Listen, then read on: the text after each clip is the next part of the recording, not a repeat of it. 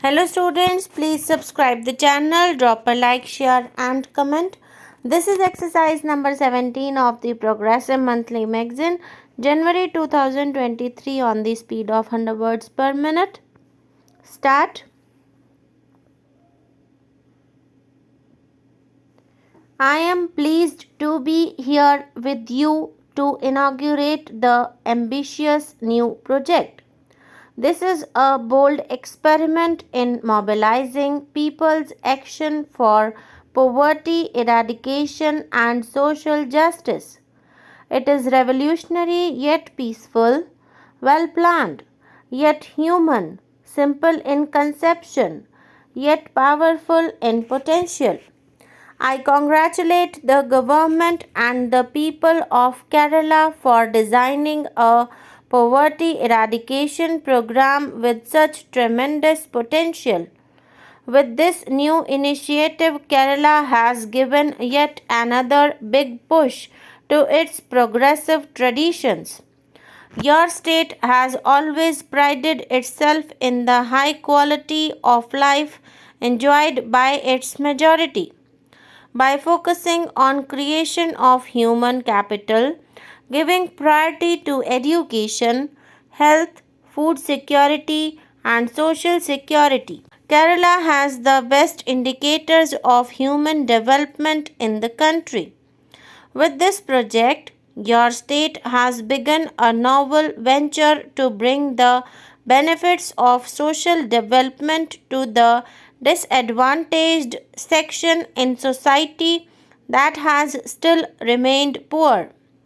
This approach is in keeping with Kerala's traditional success in achieving social development through the process of awareness building, public demand, and government response.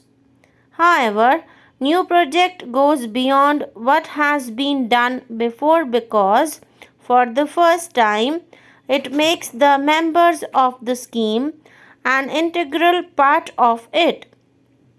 Most important of all, you have made women at the local level leaders and implementers of this scheme.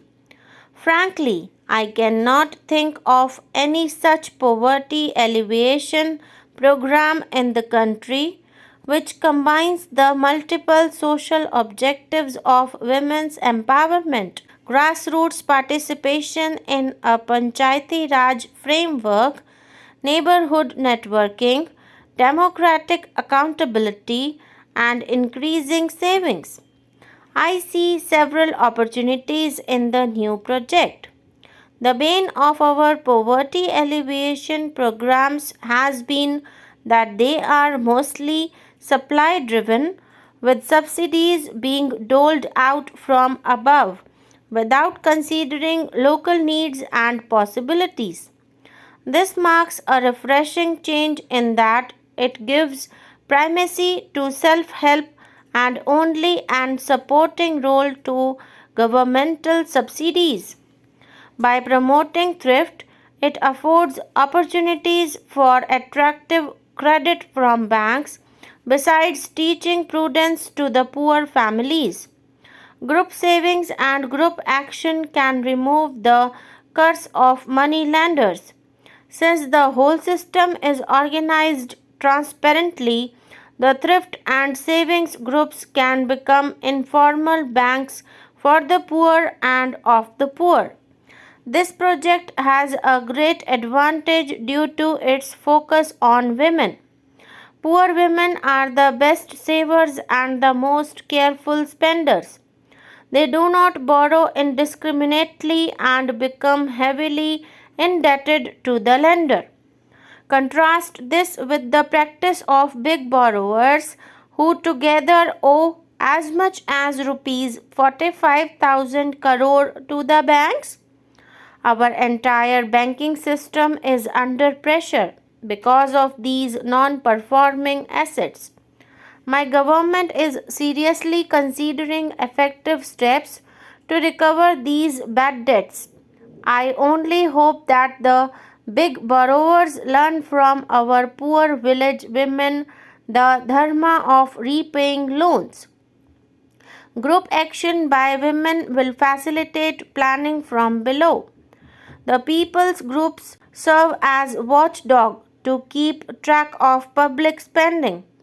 Their growth is restricted only by the innovations that the groups are capable of coming up with. I don't see this as a mere inauguration of a governmental program. I see it as the launching of a social movement for change, capable of becoming a sustainable and irresistible force for liberation and progress.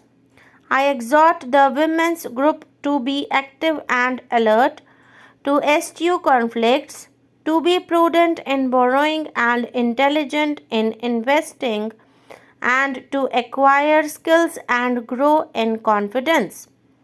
These organizations should strive to recreate the traditional village harmony even while achieving progress and strive to attain Gandhiji's vision of Swaraj. If only our governments can design and implement more such schemes, we will be able to remove the distrust in people's minds and restore their faith in our institutions. It is in the fitness of things that this statewide program is being inaugurated in the district of Malappuram, which is one of the backward districts of Kerala. I understand that there has been a pilot project for some time and that the lessons learned have been incorporated into the statewide new program. Dear friends, different states have many impressive programs for poverty alleviation and rural development. They each have a unique approach to solving the specific problems of their areas. This is genuine decentralization of developmental action. My government shall fully back all such programs. We will also encourage the states to learn from each other so that we eradicate poverty quickly. While I wholeheartedly congratulate the government of Kerala for this model scheme, permit me to point out few problems that all poverty alleviation programs are facing in the country. The low growth in industrial and agricultural sector and the growing unemployment have created a strain on the government in its efforts to maintain the social infrastructure that has been created.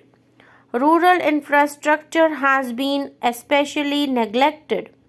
Without a strong infrastructure, it is difficult to support and sustain primary, secondary, and tertiary income generation activities.